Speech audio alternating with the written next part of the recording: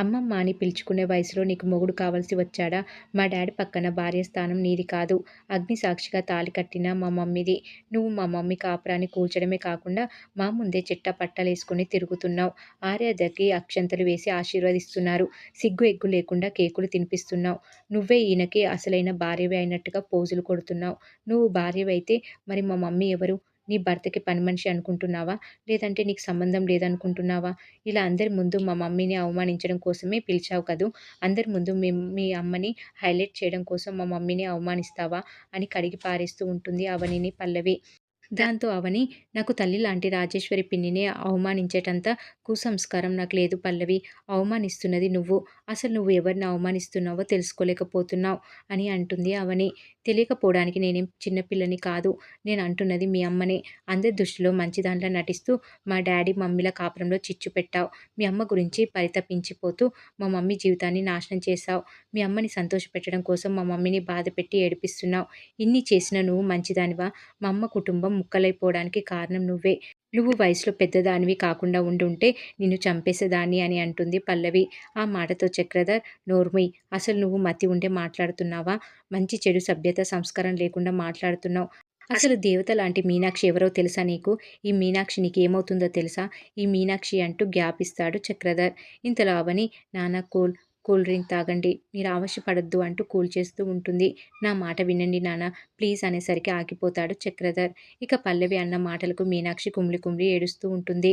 ఒంటరిగా బయటకు వెళ్ళి బాధపడుతూ ఉండగా రాజేశ్వరి వెళ్తుంది. చేయాల్సిందంతా చేసి వగలమారి ఏడుపులు ఏడుస్తున్నావా? నా భర్త నిన్ను 25 ఏళ్ల క్రితమే వదిలేసినప్పుడు మళ్ళీ ఆ భర్తే కావాలని ఎందుకు వచ్చావు? నన్ను పెళ్లి చేసుకున్న నా భర్త నన్ను వదిలేయలేదు. నిన్ను వదిలేశాడు అంటే నా భర్తకి నువ్వు నీ ప్రవర్తన నచ్చలేదని అర్థం అని అంటుంది రాజేశ్వరి. నేను నచ్చకపోతే నాతో కాపురం ఎందుకు చేస్తారు? పిల్లల్ని ఎందుకంటారు అని అంటుంది మీనాక్షి. పిల్లలు పుట్టాక నిన్ను వదిలేశాడంటే నీ మీద మోజు తీరిపోయిందని అర్థం. మోజు తీర్చుకోవడానికి నీతో కాపురం చేశాడని అర్థం కావడం లేదా? అర్థం చేసుకొని మళ్ళీ ఎందుకు వచ్చావు అని నిలదీస్తుంది రాజేశ్వరి. నా బిడ్డలకు తండ్రి ఉన్నాడని లోకానికి తెలియడం కోసమే వచ్చాను. నాకు భర్త ఉన్నాడనే పేరు కోసం మాత్రమే వచ్చాను అని అంటుంది మీనాక్షి. పేరు కోసమే వచ్చిన దానివి అయితే నా భర్తే నీ భర్త అని తెలిసిన తర్వాత నా నుంచి నా భర్తని ఎందుకు దూరం చేశావని అంటుంది రాజేశ్వరి. నేను నీ భర్తని దూరం చేయలేదు. నా దగ్గరికి రమ్మని పిలవలేదు. నాతో ఉండమని పిలవలేదు. నువ్వు నీ భర్తని అర్థం చేసుకోలేకపోవడం వల్లే ఆయన నాతో ఉంటున్నారు. భర్తకి ఇవ్వాల్సిన గౌరవం ఇవ్వడం లేదని నా దగ్గరికి వచ్చారు అని అంటుంది మీనాక్షి. ఏం మాట్లాడుతున్నావు? నేను గౌరవం ఇవ్వకుండానే నాతో 25 ఏళ్ళు కాపురం చేశాడా? నువ్వు వచ్చిన తర్వాతే మా కాపురం కూలిపోయింది. నా భర్త జైలుకెళ్ళిపోయాడు. మా మధ్య గొడవలు వచ్చింది నువ్వు వచ్చిన తర్వాతే. నా భర్త మనసులో స్థానం లేకుండా చేశావు. నా బతుకు బుగ్గిపాలు కావడానికి నువ్వే కారణం. నువ్వే అన్నదానివి లేకపోతే ఏదో ఒక రోజు నా భర్త నా దగ్గరికి వచ్చేవాడు. నా భర్త నా దగ్గరికి రావాలంటే నువ్వనే దానివి బతకకూడదు అంటూ మీనాక్షి పీక పిసికేస్తూ ఉంటుంది రాజేశ్వరి. కరెక్ట్ టైంకి అవని వస్తుంది. పిన్ని వదలండి, వదలండి అంటూ అడ్డుపడుతుంది అవని. నా జీవితాన్ని నాశనం చేసిన మీ అమ్మ ప్రాణాలతో ఉండకూడదు. చావాల్సిందే, చావాల్సిందే అని ఎంత బ్రతిమలాడినా వదలదు. దాంతో అవని రాజేశ్వరిని వెనక్కి నెట్టేస్తుంది.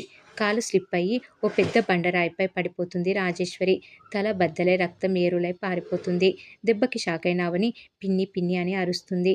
ఇంతలో కరెక్ట్ టైంకి మమ్మీ అని వస్తుంది పల్లవి. రక్తపు మడుగులో ఉన్న రాజేశ్వరిని చూసి తల్లడిల్లిపోతుంది. లే మమ్మీ లే అంటూ బోర్న ఏడుస్తుంది పల్లవి. ఇక కట్ చేస్తే రాజేశ్వరిని హాస్పిటల్కి తరలిస్తారు. అయితే చికిత్స అనంతరం ఆమె చనిపోయింది అని చెప్తుంది డాక్టర్.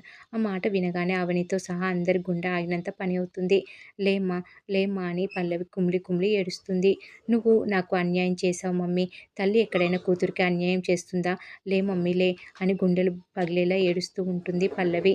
ఇంతలో చక్రధర్ వచ్చి రాజేశ్వరి అని చెయ్యి వేయబోతాడు. అది చూసిన పల్లవి, ఏయ్ జరుగు అంటూ తోసి పారేస్తుంది. నా తల్లిని తాకే అర్హత లేదు అని అంటుంది పల్లవి. లేదు పల్లవి, ఆయన మీ నాన్న అంటూ చెప్తూ ఉంది అవని. నువ్వు నోర్మి, నువ్వు మీ అమ్మ చక్రధర్ మీ ముగ్గురు కలిసి మా మమ్మీని చంపేశారు. మా మమ్మీ చనిపోవడానికి కారణం మీ ముగ్గురే. మా మమ్మీకి అన్యాయం చేసింది ఆ దేవుడు కాదు, ఈ చక్రధర్, ఈయనే. వీళ్ళ వల్లే మా మమ్మీ చనిపోయింది. మా మమ్మీ జీవితాన్ని నాశనం చేసి చివరికి చంపేశారు. నాకు తల్లిని లేకుండా చేశారు. వీళ్ళు మా మమ్మీని తాకడానికి వీల్లేదు. వీళ్ళ నీడ పడినా నేను ఊరుకోను అంటూ గుండెలు పగిలేలా ఏడుస్తూ ఉంటుంది పల్లవి. లేదమ్మా, ఇది దేవుడు రాసిన తలరాత తప్ప ఎవరు కారణం కాదు అని అంటుంది పార్వతి. ఇక్కడితో ఈరోజు ఎపిసోడ్ కంప్లీట్ అవుతుంది.